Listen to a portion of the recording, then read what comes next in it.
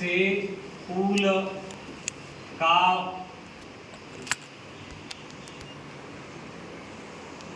उन्नयन कर देते हैं। नीचे देख रहा है ना, हाँ, पुल से नाव को भी देख सकता था, हम उन्नयन कर रहे हैं। उन्नयन कोण कितना बना, फिर पुल का उन्नयन कोण 60 अंश हो गया।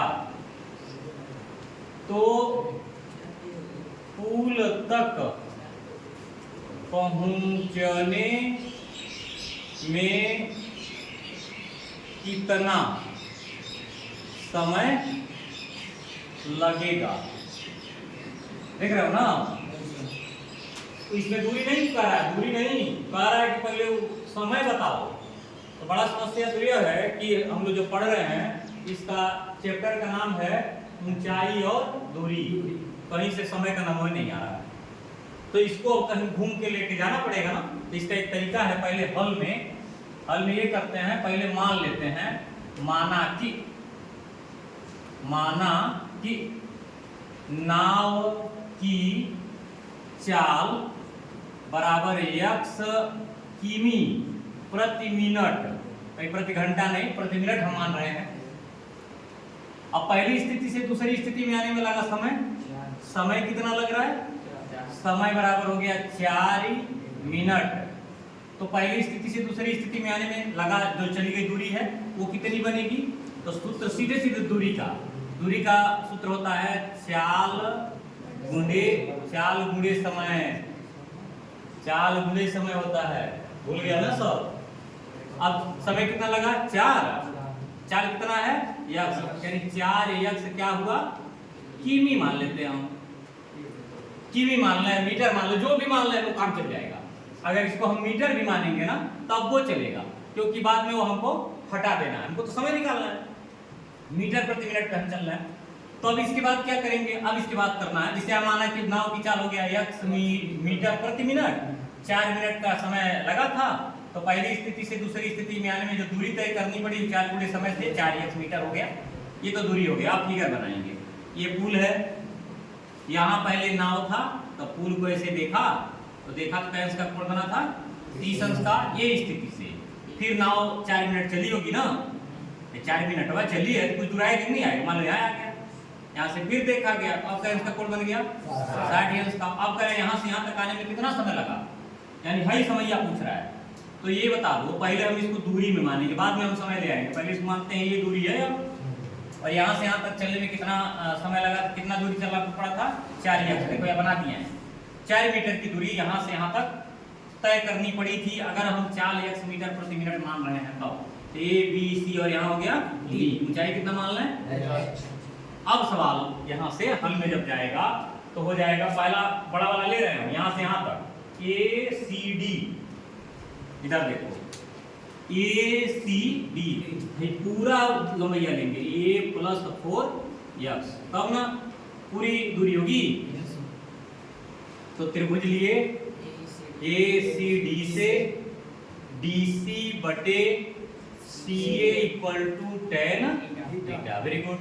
इसका मान हमने x लिया, CA का मान A + 4x = tan को अंश ले लें 30 अंश, तो h/A + 4x = 1/√, अर्थात √3h = A + x, 4x हो जाएगा कि नहीं हो जाएगा।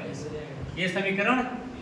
दूसरा त्रिभुज हमको लेना है BCD, हम छोटका ले रहे हैं BCD, त्रिभुज BCD से फिर यहाँ DC बटे CB = tan थीटा। तो CD हमको HN मिला है और CB हमको मिला A = tan अंश 60 अंश। तो यहाँ अब सवाल पे कुछ रूप ये बनेगा, h/A = √, यानी h = A √,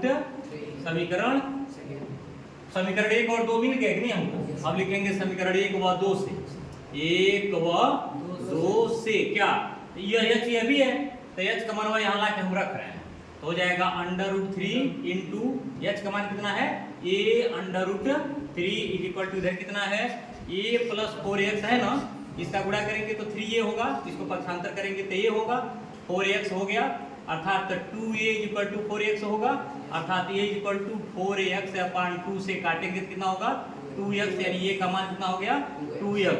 यानी यहाँ से यहाँ चलने में कितनी दूरी तय करनी पड़ रही है 2x क्या मीटर।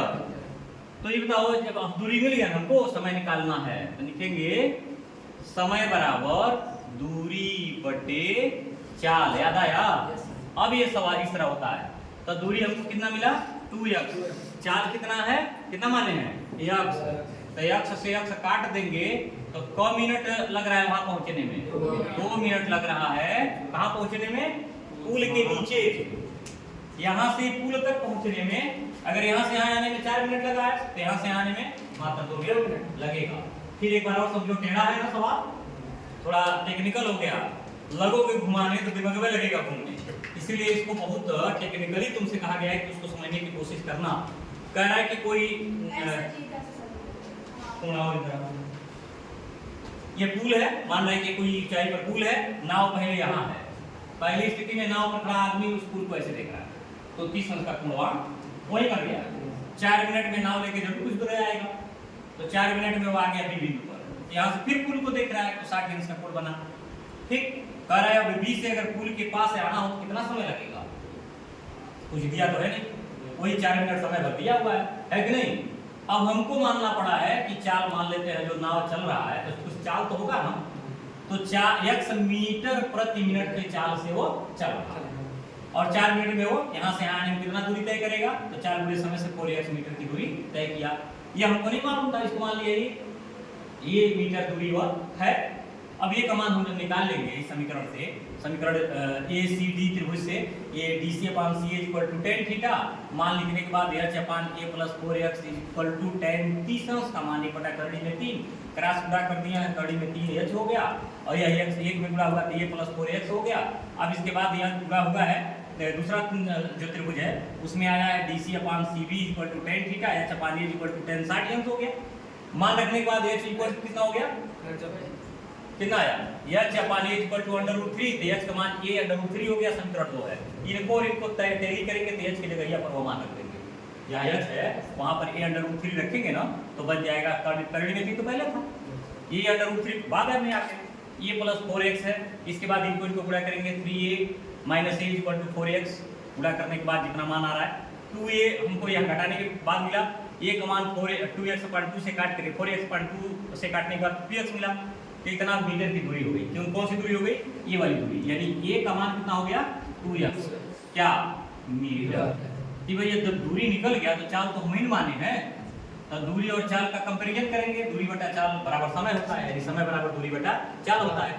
तो दूरी बटा चाल यानी दूरी 2x और चाल हम माने x, तो x से कट गया, 2 मिनट हमको मिल गया। 2 मिनट में नाव कहाँ चला जाएगा, पुल के नीचे चला जाएगा। समझे हैं? टेढ़ा तो है, मैं खुद कर रहा हूँ, लेकिन हाँ आसानी से यह लगा है तो आसानी से समझने की कोशिश भी करना। ठीक।